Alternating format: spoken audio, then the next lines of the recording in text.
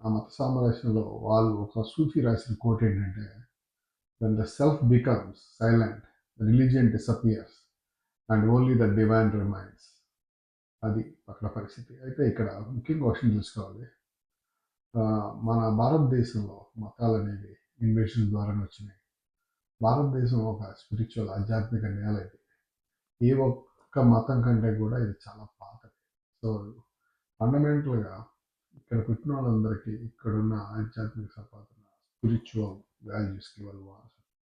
ఈ నేల మీద పుట్టినాడు, including Pakistan and Bangladesh.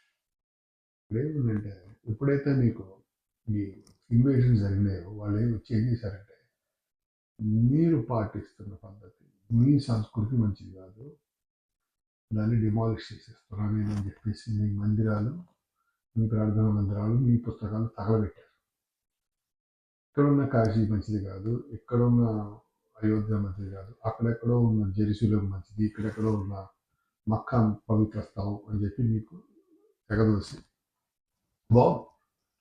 Jerusalem పవిత్రమే, మక్కా కూడా పవిత్రమే, కానీ అప్పటిదాకా మీరు సొంత పవిత్రంగా భావిస్తున్న కాశీని వాళ్ళు డిమాలిష్ చేసి మీకు వేరే మతాలు ఇచ్చారు. సో ఫండమెంటల్గా నేను వాటికి వ్యతిరేకం కాదు, కానీ నా మెయిన్ పాయింట్ ఏంటంటే, భారతదేశానికి వచ్చిన సూఫీ సంతులు కూడా ఇక్కడ ఆధ్యాత్మికతకి వాళ్ళు చాలా ప్రభావం పొందారు. సో వాళ్ళు ఏం చేశారంటే, ఆ రోజుల్లో షాజహాన్ కొడుకు దారా షేక్ అనేవాడు, అతనికి మంచి స్పిరిచువల్ థాట్స్ ఉండేవి. ఆయన ఏం చేశాడంటే, అందరు పండితులతోనే స్పిరిచువల్ థాట్స్ డిస్కషన్ చేసేవాడు. నాట్ జస్ట్ హిందూ పండితులు ఆర్ నాట్ జస్ట్ ముస్లిం సూఫీలు, అందరితో చేసేవాడు.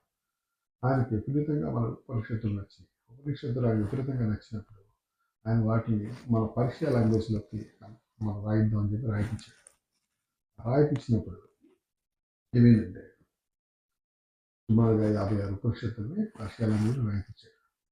ఆ రాయిపించిన ఉపనిషత్తులు కనుక ఆ పర్షియా లాంగ్వేజ్ ఉంటే ఇవాళ ఉన్న చాలామంది ముస్లిమ్స్ అది కూడా చదివేవాళ్ళు. ఒక రకమైన మత సామరస్యం, ఒక ప్రేమ ఉండేది, ఒక రకమైన జ్ఞానానికి వాళ్ళు కూడా అందుకునేవాళ్ళు, ఉత్తమమైన జ్ఞానంతో వాళ్ళు బతికేవాళ్ళు. ఎందుకంటే ఈ భారతదేశ సంపాదన అయిన ఆ జ్ఞాన సంపాదన వాళ్ళు ఆ రకంగా చేయాలి. కన్వర్షన్స్ జరిగినాయి, లేకపోతే అజ్ఞానం వల్ల మారారు, లేకపోతే ఇష్టపడి మారారు. ఎట్లాగైనా ముస్లిం మతంలో మారారు, క్రిస్టియన్ మతంలో మారారు. కానీ ఇక్కడ ఒక డిస్కనెక్ట్ వచ్చింది. వాళ్ళ సొంత సొంత జ్ఞానాన్ని వాళ్ళు ద్వేషించేలాగా చేసింది ఇన్వేటర్స్.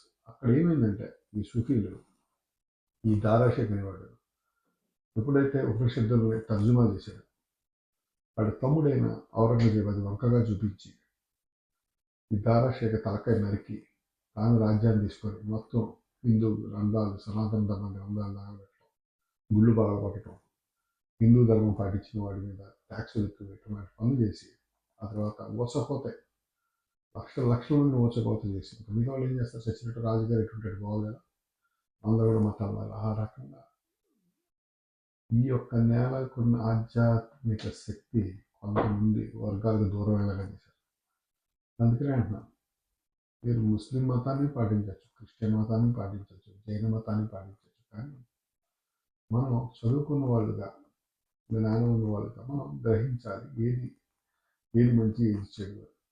నువ్వు పుట్టిన దేశంలో ఈ పూర్వీకులు రాసిన వేదాలు కానీ, ఉపనిషత్తులు కానీ, వేరే యోగా శాస్త్రం కానీ, ఇంకోటి గణిత శాస్త్రం కానీ, ఎందుకు మీరు దానికి దూరంగా ఉండాలి? ఇక్కడ ఉన్న కాశీలో లేని పవిత్రత మీకు ఎక్కడ ఉన్న మక్కాలో కనపడుతుంది, మంచిదే, కానీ అక్కడ ఇక్కడ ఇక్కడ కాశీ కలపకూడదు, ఇక్కడ లడ్డు తినకూడదు అని మీరు అనుకుంటూ ఉండేది ఇప్పటికీ మిమ్మల్ని హైజాక్ చేసిన వాడి భావజాలాన్ని మీరు పాటిస్తున్నట్టు లెక్క. అది ఏ రకంగా చూసినా కూడా మైనారిటీలు కూడా అది కూడా తెలుసుకోవాలి. మైనారిటీ ఎందుకు వెనకబడుతున్నారు, అది ఏది మిక్స్ అవుతుంది వాళ్ళకి, ఎలాగో వాళ్ళు ఈ భారతదేశంలో కలిసిపోవాలి. సో ఆలోచించుకోవాలి అందరూ. ఇవి కూడా చాలా స్నేహపూర్వకంగా తీసుకోవాలి. నేను ఇక్కడ ఫస్ట్ సుఫీ చెప్పినట్టు, ఎప్పుడైతే మనం సైలెన్స్ని పాటిస్తామో అప్పుడు రిలీజియన్ అనేది మన హిందూ మతంలో కానీ సనాతన ధర్మంలో కూడా హూ ఐ అమ్మాయి అనే ఒక సత్యాన్ని తెలుసుకునే ఆలోచనే తప్ప ఎప్పుడూ కూడా ఈ గుడికి వెళ్ళండి, లేకపోతే ఆ వ్రతం చేయండి, ఈ అభిషేకం చేయండి, అట్లాంటివి రిటర్న్గా ఏమి లేవు. ఇక్కడ మనం ఎప్పుడు కూడా ఆత్మ పరమాత్మ ఒకటే అని తెలుసుకునే ఒక కాన్సెప్ట్లోనే మనం ముందుకెళ్తాం. సో బ్రహ్మం ఒకటే, అంటే నేను పరబ్రహ్మ ఒకటే. నాలో ఏ చైతన్యం అయితే ఉందో నీలో కూడా ఆ చైతన్యం ఉంది. అంతా విష్ణు స్వరూపం. నిజానికే మనం స్వీకరిస్తాం. ఆ సత్యాన్వేషణ జరుగుతుంది. అంతేగాని ఒక మతము లేకపోతే ఎట్లాగనే చేయాలి, మీరు ఈ తిండే తిన్నా, లేకపోతే మీరు ఇట్లాగనే పట్టగట్టుకోవాలి, అట్లా ఆ రైట్ ఆఫ్ పొలిటికల్ కంట్రోల్ మనం లోబడకూడదు.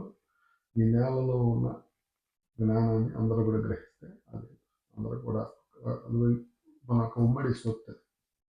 దాన్ని వదిలేసి మనం ఇంకొక దేశాల్లో పెట్టినా, ఇంకొక ప్రాంతాల్లో